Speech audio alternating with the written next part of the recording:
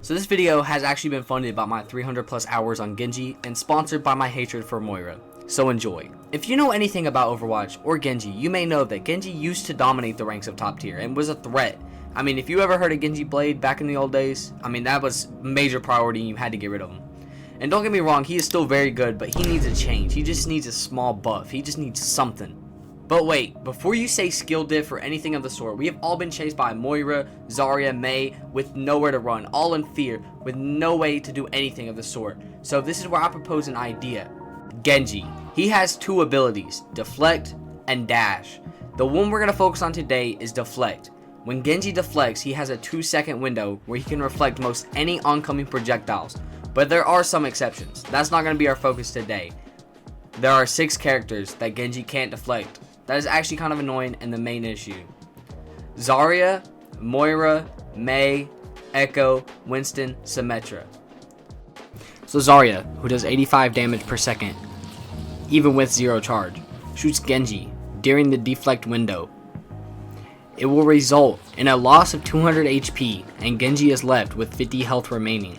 If we apply this to all the characters, the results are. So I bet you're looking at this chart and you're wondering, what does this mean? Well, the number means how much damage was dealt during the 2-second deflect window.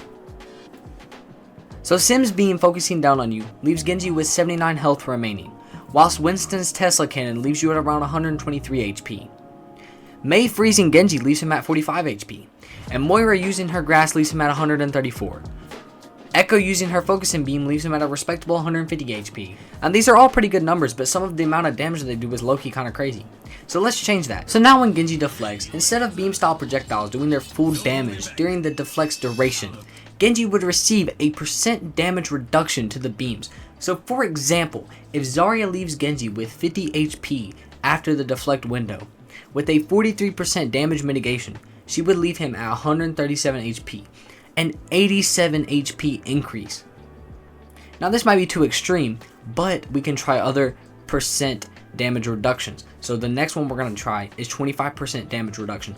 But before that, we're going to show you what it would look like if we gave every other character a 43% damage mitigation. Now what you're going to say is, why 43%? Well, it was supposed to be 50%, but I messed up the numbers, so we're going to leave it at 43%. So let's look at the chart before any changes or mitigation differences. And now let's add the 43% damage reduction. And as you can see, a drastic difference. I mean, Echo went from 100 damage to 42, so a major change. Over half of her damage was reduced. So now if Mei is freezing Genji, he will remain at 157 HP. And if Symmetra happens to focus down on Genji, you will remain at a respectable 168 health. Now Echo's beam will barely even harm Genji, leaving him at just over 207 HP. Whilst Moira, Genji's worst enemy, leaves him at 185 HP.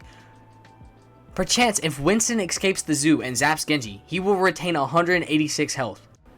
So now for a more reasonable percent. If you have Mei freezing at 100 damage per second, now when Genji deflects at a damage reduction rate of 25%, instead of Mei dealing 205 damage, she would deal 138, and Genji's health bar would remain at 112. So now if we go back and apply this to our chart, so now that we're looking at our chart and we've updated it to a 25% damage reduction, you can see it looks way more reasonable now. 144 health left for Moira, 141 with Symmetra, 190 with Echo, 114 with Zarya. This just looks better.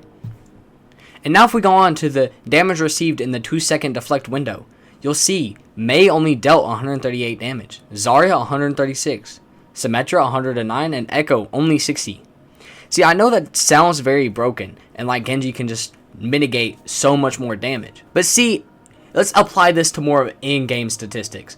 So if you look at the time increase to kill after the deflect ends, it only increases slightly. For Mei, it's 0.62 seconds. For Zarya, 1.3 seconds.